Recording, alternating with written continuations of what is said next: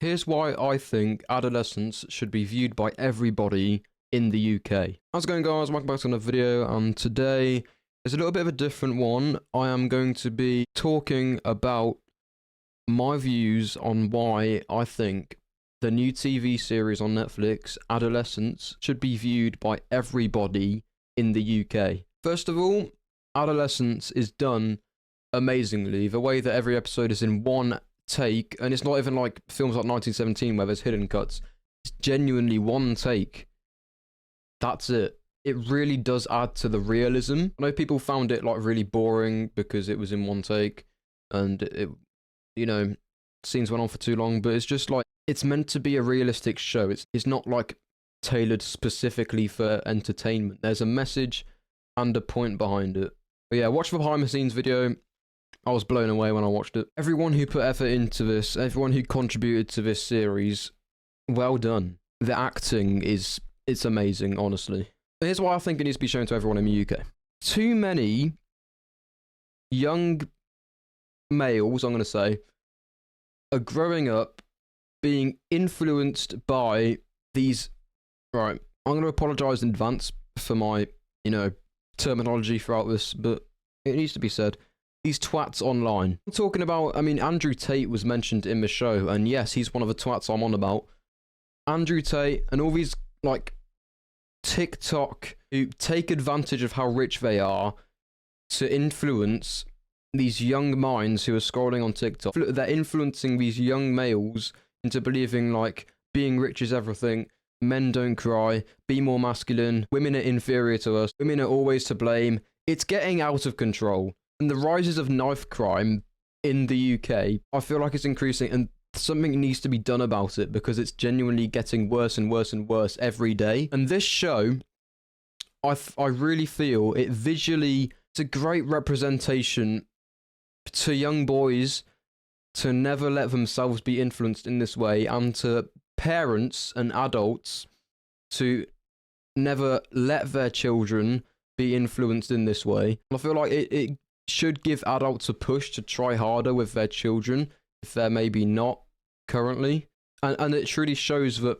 if you don't bother with trying to help your kid and you let them turn into that, how much it can ruin your life, and your life will never be the same if the worst comes to worst and your child does something like this, committing murder at the age of 13 to 15.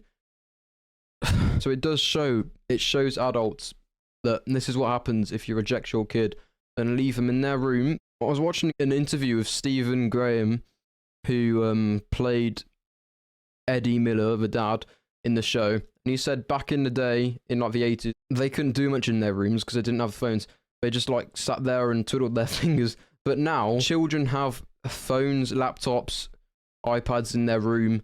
Anything can go into their brain because these fuckers online who are trying to make everyone in the world like them, and they specifically target TikTok because they know that young minds are on it scrolling, and younger brains absorb everything they hear. The series shows on a wider scale how one event can affect not just the parent, not just the victim, not just the child, the community as well, the school and the police force who have to deal with this.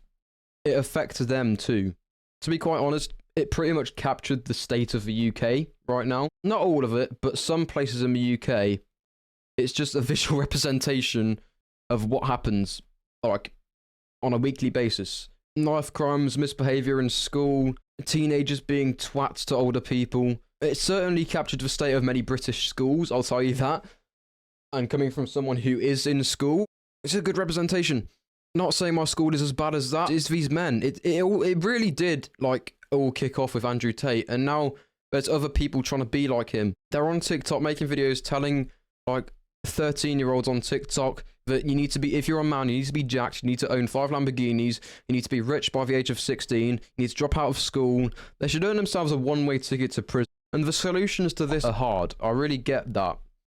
Yet we can't just get rid of these people off the face of the earth, which would be nice. I wouldn't say that social media needs banning for all under 18-year-olds, because I feel like when it's properly monitored and when children know how to act right, and when parents teach their children correctly to not listen to these people like me. I'm only 16.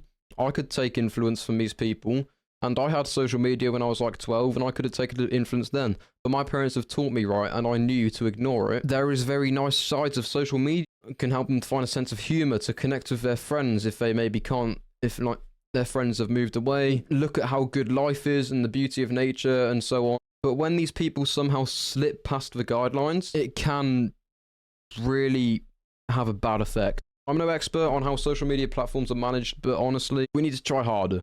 And if these influencers do get into teenagers' minds, I feel like the parents should be able to pick up on the change in behaviour and should be able to tackle it straight away and not let it get to an extent where they get themselves into situations that can't be undone.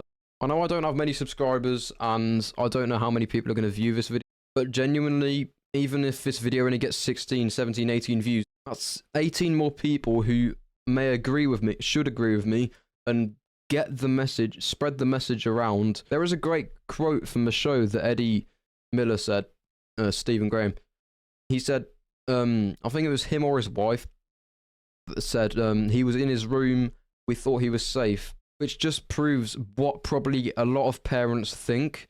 And teenagers who have devices in their room, they can be affected just as badly as if it were face-to-face. Maybe even worse off because they're isolated in their room with no one to talk to, no one to teach them against it, no one to contradict what they've heard online.